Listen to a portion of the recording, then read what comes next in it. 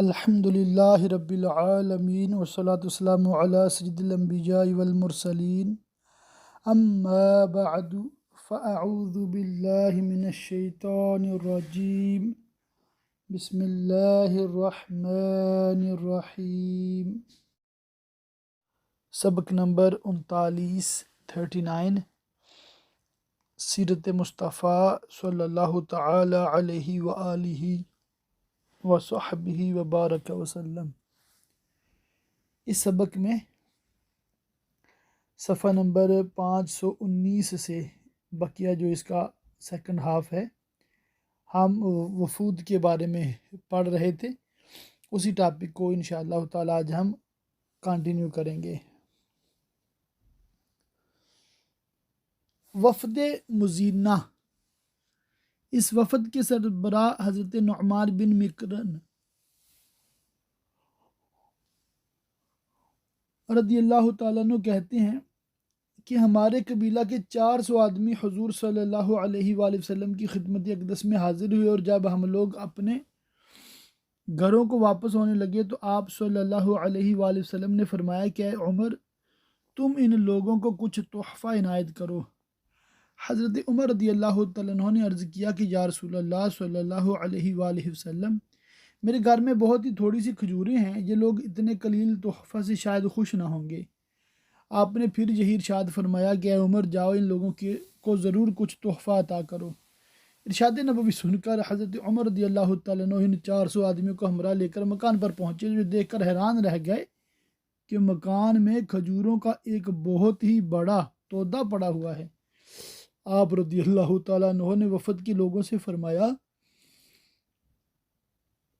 کہ تم لوگ جتنی اور جس قدر چاہو ان کھجوروں میں سے لے لو۔ ان لوگوں نے اپنی حاجت اور مرضی کے مطابق کھجوریں لے لیں۔ حضرت نعمان بن مقرن رضی اللہ تعالیٰ عنہ کا بیان ہے کہ سب سے آخر میں جب میں کھجوریں لینے کے لیے مکان میں داخل ہوا تو مجھے ایسا نظر آیا کہ گویا اس ڈھیر میں سے ایک کھجور بھی کم نہیں ہوئی ہے۔ یہ وہی نعمان بن مقرن رضی اللہ تعالیٰ عنہ ہیں جو فتح مکہ کے دن قبیلہ مزینہ کے علمبردار تھے، جو اپنے 7 بھائیوں کے ساتھ ہجرت کر کے مدینہ آئے تھے۔ سبحان اللہ۔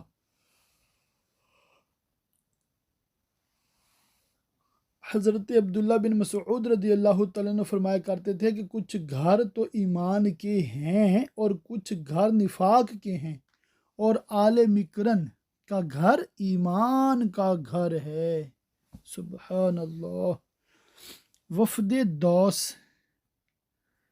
اس وفد کے قائد حضرت طفیل بن عمر دوسی رضی اللہ تعالیٰ عنہ تھے، جو ہجرت سے قبل ہی اسلام قبول کر چکے تھے۔ ان کے اسلام لانے کا واقعہ بھی بڑا ہی عجیب ہے۔ یہ ایک بڑے ہوش مند اور شعلہ بیان شاعر تھے۔ یہ کسی ضرورت سے مکہ آئے تو کفار قریش نے ان سے کہہ دیا کہ خبردار تم محمد سے نہ ملنا صلی اللہ علیہ وآلہ وسلم، اور ہرگز ان کی بات نہ سننا۔ ان کے کلام میں ایسا جادو ہے کہ جو سن لیتا وہ اپنا دین و مذہب چھوڑ بیٹھتا ہے، اور عزیز و اقارب سے اس کا رشتہ کٹ جاتا ہے۔ یہ کفار مکہ کے فریب میں آ گئے اور اپنے کانوں میں انہوں نے روئی بھر لی کہ کہیں قرآن کی آواز کانوں میں نہ پڑ جائے۔ لیکن ایک دن صبح کو جو حرم کعبہ میں گئے تو رسول اللہ صلی اللہ علیہ وآلہ وسلم فجر کی نماز میں قرأت فرما رہے تھے۔ ایک دم قرآن کی آواز جو ان کے کان میں پڑی تو یہ قرآن کی فصاحت و بلاغت پر حیران رہ گئے، اور کتاب الہی کی عظمت اور اس کی تاثیر ربانی نے ان کے دل کو موہ لیا۔ جب حضور اکرم صلی اللہ علیہ وآلہ وسلم کا شانہ نبوت کو چلے تو یہ بے تابانہ آپ صلی اللہ تعالی علیہ وآلہ وسلم کے پیچھے پیچھے چل پڑے، اور مکان میں آ کر آپ کے سامنے مؤدبانہ بیٹھ گئے، اور اپنا اور قریش کی بدگوئیوں کا سارا حال سنا کر عرض کیا کہ خدا کی قسم، میں نے قرآن سے بڑھ کر فصیح و بلیغ آج تک کوئی کلام نہیں سنا۔ للہ، مجھے بتائیے کہ اسلام کیا ہے۔ حضور صلی اللہ علیہ وآلہ وسلم نے اسلام کے چند احکام ان کے سامنے بیان فرما کر ان کو اسلام کی دعوت دی تو وہ فوراً ہی کلمہ پڑھ کر مسلمان ہو گئے۔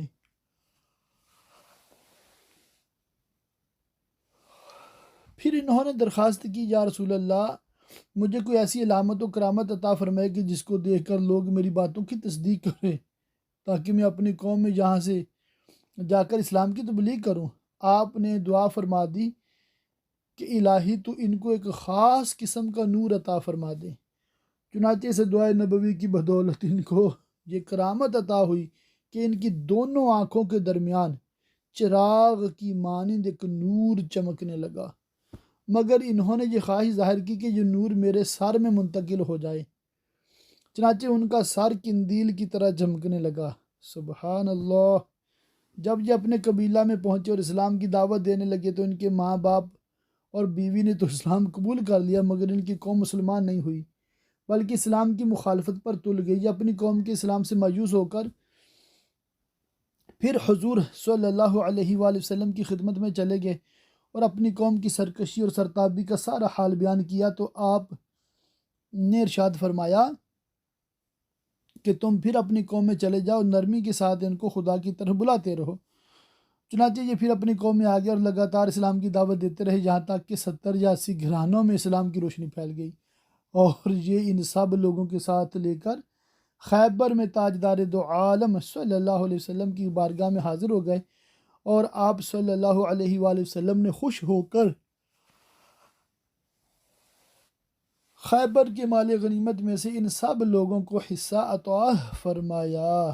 وفد بنی عبس، قبیلہ بنی عبس کے وفد نے دربار اقدس میں جب حاضری دی تو یہ عرض کیا کہ یا رسول اللہ صلی اللہ علیہ وآلہ وسلم، ہمارے مبلغین نے ہم کو خبر دی ہے کہ جو ہجرت نہ کرے اس کا اسلام مقبول ہی نہیں، تو یا رسول اللہ اگر آپ حکم دے تو ہم اپنے سارے مال و متاع اور مویشیوں کو بیچ کر ہجرت کر کے مدینہ چلے آئیں۔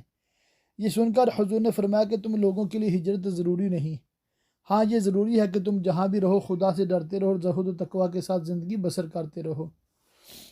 وفد دارم، یہ وفد 10 آدمیوں کا ایک گروہ تھا جن کا تعلق قبیلہ لخم سے تھا، اور ان کے سربراہ و پیشوا کا نام ہانی بن حبیب تھا۔ یہ لوگ حضور صلی اللہ علیہ وآلہ وسلم کے لیے تحفے میں چند گھوڑے اور ایک ریشمی جبہ اور ایک مشک شراب اپنے وطن سے لے کر آئے۔ حضور صلی اللہ علیہ وآلہ وسلم نے گھوڑوں اور جبہ کے تحائف کو تو قبول فرما لیا، لیکن شراب کو یہ کہہ کر ٹھکرا دیا کہ اللہ تعالیٰ نے شراب کو حرام فرما دیا ہے۔ ہانی بن حبیب رضی اللہ تعالیٰ عنہ نے عرض کیا کہ یا رسول اللہ اگر اجازت ہو تو میں شراب کو بیچ ڈالوں۔ آپ نے فرمایا کہ جس خدا نے شراب کے پینے کو حرام فرمایا ہے اسی نے اس کی خرید و فروخت کو بھی حرام ٹھہرایا ہے، لہٰذا تم شراب کی اس مشک کو لے جا کر کہیں زمین پر اس شراب کو بہا دو۔ ریشمی جبہ آپ نے اپنے چچا حضرت عباس رضی اللہ تعالیٰ عنہ کو عطا فرمایا تو انہوں نے عرض کیا یا رسول اللہ میں اس کو لے کر کیا کروں گا جبکہ مردوں کے لیے اس کا پہننا ہی حرام ہے۔ آپ صلی اللہ علیہ وآلہ وسلم نے فرمایا کہ اس میں جس قدر سونا ہے آپ اس کو اس میں سے جدا کر لیجئے اور اپنی بیویوں کے لیے زیورات بنوا لیجئے، اور ریشمی کپڑے کو فروخت کر کے اس کی قیمت کو اپنے استعمال میں لائیے۔ چنانچہ حضرت عباس رضی اللہ تعالیٰ عنہ نے اس جبہ کو 8000 درہم میں بیچا۔ یہ وفد بھی بارگاہ رسالت میں حاضر ہو کر نہایت خوش دلی کے ساتھ مسلمان ہو گیا۔ وفد غامد، یہ 10 آدمیوں کی جماعت تھی جو 10 ہجری میں مدینہ آئے اور اپنی منزل میں سامانوں کی حفاظت کے لیے ایک جوان لڑکے کو چھوڑ دیا۔ وہ سو گیا، اتنے میں ایک چور آیا اور ایک بیگ چرا کر لے بھاگا۔ یہ لوگ حضور صلی اللہ علیہ وآلہ وسلم کی خدمت اقدس میں حاضر تھے کہ ناگہاں آپ نے فرمایا کہ تم لوگوں کا ایک بیگ چور لے گیا، مگر پھر تمہارے جوان نے اس بیگ کو پا لیا۔ جب یہ لوگ بارگاہ اقدس سے اٹھ کر اپنی منزل پر پہنچے تو ان کے جوان نے بتایا کہ میں سو رہا تھا کہ ایک چور بیگ لے کر بھاگا، مگر میں بیدار ہونے کے بعد جب اس کی تلاش میں نکلا تو ایک شخص کو دیکھا، وہ مجھ کو دیکھتے ہی فرار ہو گیا، اور میں نے دیکھا کہ وہاں کی زمین کھودی ہوئی ہے۔ جب میں نے مٹی ہٹا کر دیکھا تو بیگ وہاں دفن تھا، میں اس کو نکال کر لے آیا۔ جس ان کا سب بول پڑے کہ بلا شبہ یہ رسول برحق ہیں، اور ہم کو انہوں نے اسی لیے اس واقعے کی خبر دے دی تاکہ ہم لوگ ان کی تصدیق کر لیں۔ ان سب لوگوں نے اسلام قبول کر لیا، اور اس جوان نے بھی دربار رسالت میں حاضر ہو کر کلمہ پڑھا اور اسلام کے دامن میں آ گیا۔ حضور نے حضرت ابی بن کعب رضی اللہ تعالیٰ عنہ کو حکم دیا کہ جتنے دنوں ان لوگوں کا مدینہ میں قیام رہے تم ان لوگوں کو قرآن پڑھنا سکھا دو۔ وفد نجران ہے۔ یہ نجران کے نصارہ کا وفد تھا، اس میں 60 سوار تھے، 24 ان کے شرفاء اور معززین تھے، اور 3 اشخاص اس درجہ کے تھے کہ انہی کے ہاتھوں میں نجران کے نصارہ کا مذہبی اور قومی سارا نظام تھا۔ ایک عاقب جس کا نام عبد المسیح تھا، دوسرا شخص سید جس کا نام ایہم تھا، تیسرا شخص ابو حارثہ بن علقمہ تھا۔ ان لوگوں نے رسول اللہ صلی اللہ علیہ وآلہ وسلم سے بہت سے سوالات کیے اور حضور نے اس کے جوابات دیے، یہاں تک کہ حضرت عیسیٰ علیہ السلام کے معاملہ پر گفتگو چھڑ گئی۔ ان لوگوں نے یہ ماننے سے انکار کر دیا کہ حضرت عیسیٰ علیہ السلام کنواری مریم کے شکم سے بغیر باپ کے پیدا ہوئے۔ اس موقع پر یہ آیت نازل ہوئی جس کو آیت مباہلہ کہتے ہیں۔ ترجمہ ہے، بے شک عیسیٰ علیہ السلام کی مثال اللہ کے نزدیک آدم علیہ السلام کی طرح ہے۔ ان کو مٹی سے بنایا، پھر فرمایا ہو جا، وہ فوراً ہو جاتا ہے۔ اے سننے والے، یہ تیرے رب کی طرف سے حق ہے، تم شک والوں میں سے نہ ہونا۔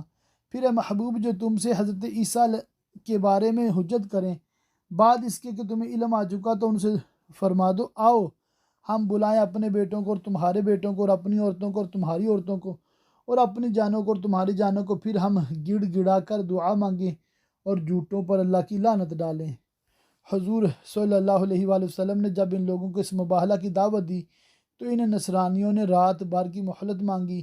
صبح کو حضور صلی اللہ علیہ وآلہ وسلم حضرت حسن، حضرت حسین، حضرت علی، حضرت فاطمہ رضی اللہ تعالیٰ عنہم کو ساتھ لے کر مباہلہ کے لیے کاشانہ نبوت سے نکل پڑے، مگر نجران کے نصرانیوں نے مباہلہ کرنے سے انکار کر دیا اور جزیہ دینے کا اقرار کر کے حضور سے صلح کر لی صلی اللہ علیہ وآلہ وسلم۔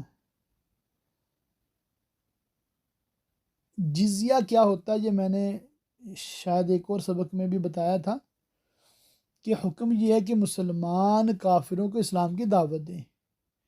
اگر وہ مسلمان ہو جائیں تو اچھی بات ہے، اگر نہیں ہوتے تو پھر ان کو کہیں کہ تم جزیہ دو، ہم آپ سے جنگ نہیں کریں گے۔ اگر وہ جزیہ یعنی ٹیکس دینے پہ راضی ہو جائیں تو ان کی حیثیت کے مطابق ان سے ٹیکس لیا جائے سالانہ، اور ان کو ان کے حال پہ رہنے دیا جائے، اور ان کی ساری حفاظت پھر اسلامی حکومت کے اوپر ہوگی، یعنی کہ انہوں نے اسلامی حکومت کو تسلیم کر لیا، ٹھیک ہے، اور وہ اپنی حفاظت کے لیے ٹیکس دے رہے ہیں۔ اور اگر وہ جزیہ بھی نہیں دیتے، اسلام بھی قبول نہیں کرتے، پھر ان سے جنگ ہوگی، ٹھیک ہے، جہاد ہوگا بالسیف، تلوار کے ساتھ، آج کل جو مطلب گولی بندوق ہے جو بھی مطلب اس کے ساتھ ہوگا۔ تو یہ اسلام کا حکم تھا اور ہے بحکم حدیث کہ جہاد جو ہے قیامت تک جاری رہے گا، مگر عملاً جہاد اس وقت پوری دنیا میں کہیں بھی نہیں ہو رہا۔ وجہ اس کی بہت ساری وجوہات ہیں، جن میں سے بنیادی یہ ہے کہ مسلمان انتہائی کمزور ہیں اور کفار انتہائی طاقتور ہیں۔ تو ایسی صورتحال میں مسلمانوں کو اپنی طاقت کو بڑھانے کا درس ہے، حکم ہے، اور مسلمانوں کو ایک ہونے کا درس ہے۔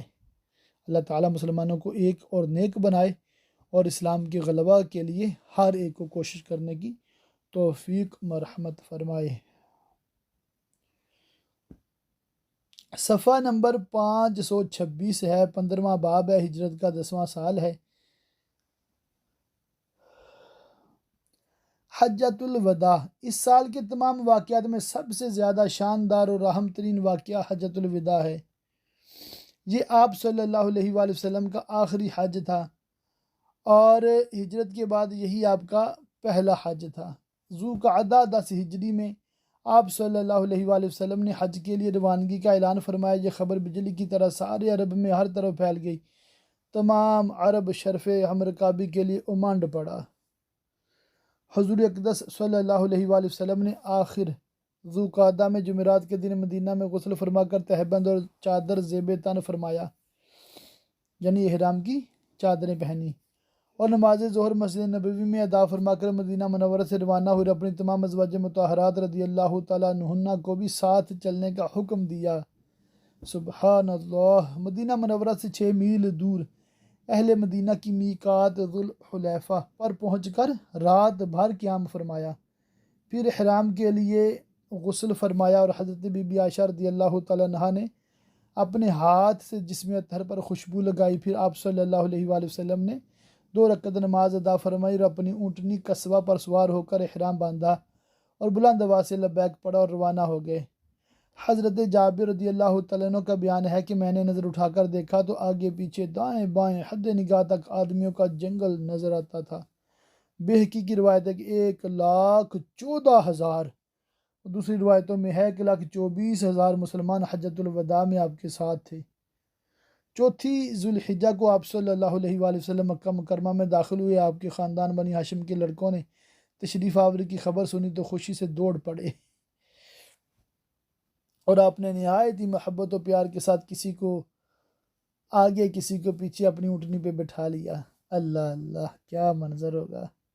فجر کی نماز آپ صلی اللہ علیہ وآلہ وسلم نے مقام ذی طوا میں ادا فرمائی اور غسل فرمایا۔ پھر آپ مکہ مکرمہ میں داخل ہوئے اور چاشت کے وقت جانی جب آفتاب بلند ہو چکا تھا تو آپ مسجد حرام میں داخل ہوئے۔ جب کعبہ معظمہ پر نگاہ مہر نبوت پڑی تو آپ نے یہ دعا پڑھی کہ اللہم انت السلام و منک السلام حینا ربنا بالسلام اللہم زد هذا البیت تشریفا و تعظیما و تکریما و محابتا و زد من حجہ واعتمرہ تکریما و تشریفا و تعظیما۔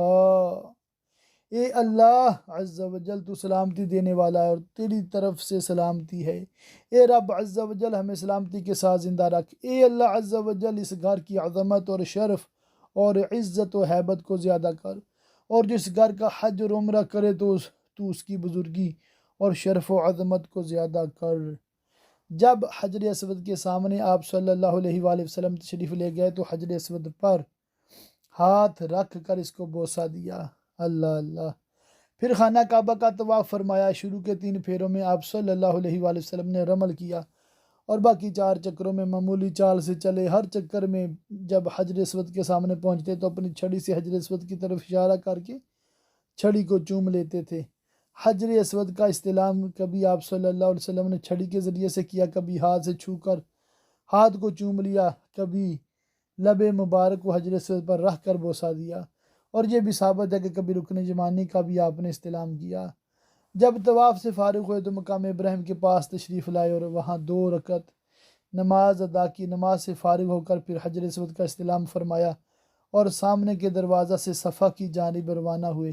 قریب پہنچے تو آپ اس آیت کی تلاوت فرمائی کہ ان الصفا والمروة من شعائر اللہ، بے شک صفا اور مروہ اللہ کے دین کے نشانوں میں سے ہیں۔ پھر صفا اور مروہ کی سعی فرمائی، اور چونکہ آپ صلی اللہ علیہ وآلہ وسلم کے ساتھ قربانی کے جانور تھے اس لیے عمرہ ادا کرنے کے بعد آپ نے احرام نہیں اتارا۔ 8ویں ذوالحجہ جمعرات کے دن آپ صلی اللہ علیہ وآلہ وسلم منی تشریف لے گئے اور 5 نمازیں ظہر، عصر، مغرب، عشاء، فجر منی میں ادا فرمائیں۔ 9ویں ذوالحجہ جمعہ کے دن آپ عرفات میں تشریف لے گئے۔ زمانہ جاہلیت میں چونکہ قریش اپنے کو سارے عرب میں افضل و اعلیٰ شمار کرتے تھے، اس لیے وہ عرفات کی بجائے مزدلفہ میں قیام کرتے تھے اور دوسرے تمام عرب عرفات میں ٹھہرتے تھے، لیکن اسلامی مساوات نے قریش کے لیے اس تخصیص کو گوارا نہیں کیا۔ اللہ عز و جل نے یہ حکم دیا کہ ثم افیدوا من حیث افاض الناس، اے قریش تم بھی وہیں عرفات سے پلٹ کر آؤ جہاں سے سب لوگ پلٹ کر آتے ہیں۔ حضور صلی اللہ علیہ وآلہ وسلم نے عرفات پہنچ کر ایک کمبل کے خیمہ میں قیام فرمایا۔ جب سورج ڈھل گیا تو آپ صلی اللہ علیہ وآلہ وسلم نے اپنی اونٹنی قصبہ پر سوار ہو کر خطبہ پڑھا۔ اس خطبہ میں آپ نے بہت سے ضروری احکام اسلام کا اعلان فرمایا۔ زمانہ جاہلیت کی تمام برائیوں اور بیہودہ رسموں کو آپ نے مٹاتے ہوئے اعلان فرمایا کہ الا کل شیء من امر الجاہلیت تحت قدمی موضوع، سن لو جاہلیت کے تمام دستور میرے دونوں قدموں کے نیچے پامال ہیں۔ اسی طرح زمانہ جاہلیت کے خاندانی تفاخر اور رنگ و نسل کی برتری اور قومیت میں نیچ اونچ وغیرہ تصورات جاہلیت کے بتوں کو پاش پاش کرتے ہوئے اور مساوات اسلام کا علم بلند فرماتے ہوئے تاجدار دو عالم صلی اللہ تعالی علیہ وسلم نے اپنے اس تاریخی خطبہ میں ارشاد فرمایا کہ اے لوگو بے شک تمہارا رب ایک ہے اور بے شک تمہارا باپ آدم علیہ السلام ایک ہے۔ سن لو کسی عربی کو کسی عجمی پر، کسی عجمی کو کسی عربی پر، کسی سرخ کو کسی کالے پر، کسی کالے کو کسی سرخ پر کوئی فضیلت نہیں مگر تقوی کے سبب سے۔ اسی طرح تمام دنیا میں امن و امان قائم فرمانے کے لیے امن و سلامتی کے شہنشاہ تاجدار دو عالم صلی اللہ تعالیٰ علیہ وآلہ وسلم نے یہ خدائی فرمان جاری فرمایا کہ تمہارا خون اور تمہارا مال تم پر تا قیامت اسی طرح حرام ہے جس طرح تمہارا یہ دن، تمہارا یہ مہینہ، تمہارا یہ شہر محترم ہے۔ اپنا خطبہ ختم فرماتے ہوئے آپ صلی اللہ علیہ وآلہ وسلم نے سامعین سے فرمایا کہ تم سے خدا عز و جل کے یہاں میری نسبت پوچھا جائے گا تو تم لوگ کیا جواب دو گے؟ تمام سامعین نے کہا کہ ہم لوگ خدا سے کہہ دیں گے آپ نے خدا کا پیغام پہنچا دیا اور رسالت کا حق ادا کر دیا۔ یہ سن کر آپ صلی اللہ علیہ وآلہ وسلم نے آسمان کی طرف انگلی اٹھائی اور 3 بار فرمایا کہ اللہم اشہد، اے اللہ تو گواہ رہنا۔ این اسی حالت میں جبکہ خطبہ میں آپ صلی اللہ علیہ وآلہ وسلم اپنا فرض رسالت ادا فرما رہے تھے، یہ آیت نازل ہوئی، الیوم اکملت لکم دینکم واتممت علیکم نعمتی وردیت لکم الاسلام دینا۔ آج میں نے تمہارے لیے تمہارے دین کو مکمل کر دیا اور اپنی نعمت تمام کر دی، تمہارے لیے دین اسلام کو پسند کر لیا۔ سبحان اللہ۔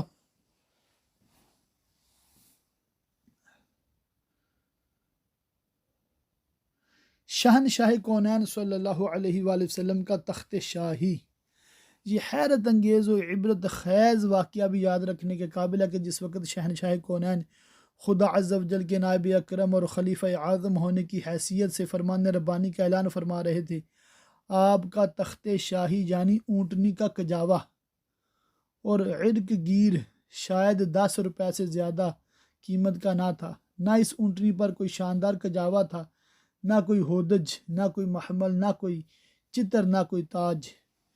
کیا تاریخی عالم میں کسی اور بادشاہ نے بھی ایسی سادگی کا نمونہ پیش کیا ہے؟ اس کا جواب یہی اور فقط یہی ہے کہ نہیں۔ یہ وہ زاہدانہ شہنشاہی ہے جو صرف شہنشاہ دو عالم صلی اللہ علیہ وآلہ وسلم کی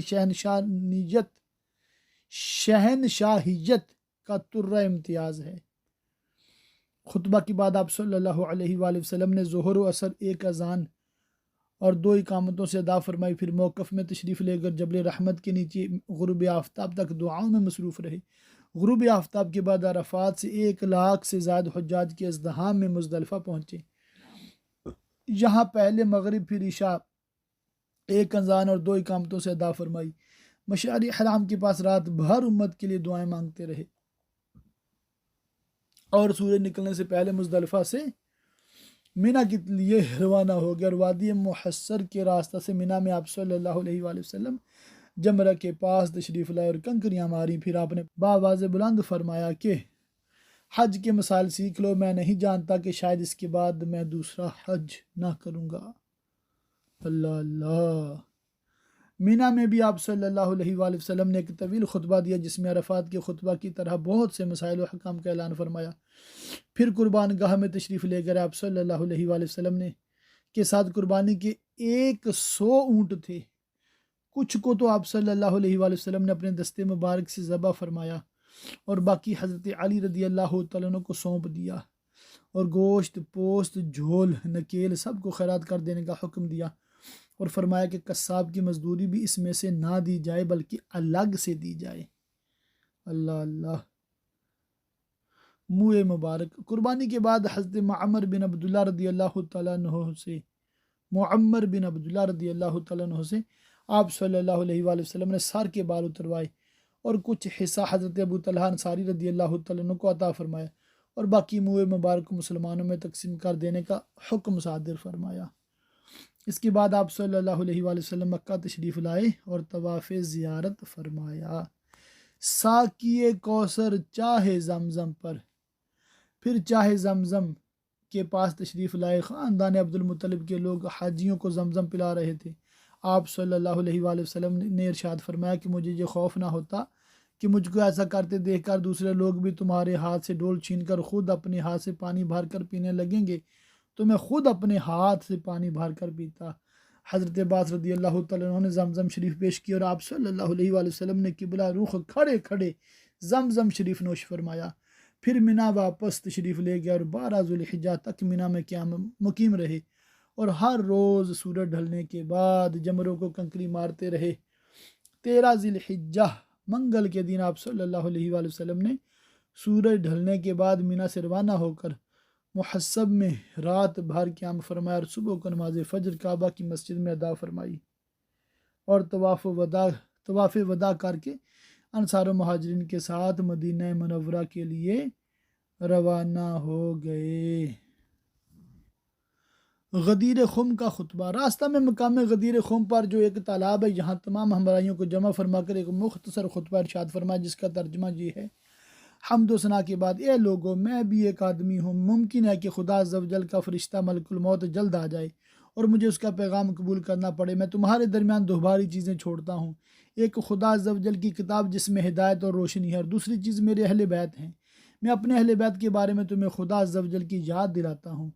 اس خطبہ میں آپ صلی اللہ علیہ وآلہ وسلم نے یہ بھی ارشاد فرمایا کہ من کنت مولاہ فعلی جن مولاہ، اللہم والی من والاہ وعادی من عاداہ۔ جس کا میں مولا ہوں، علی بھی اس کے مولا۔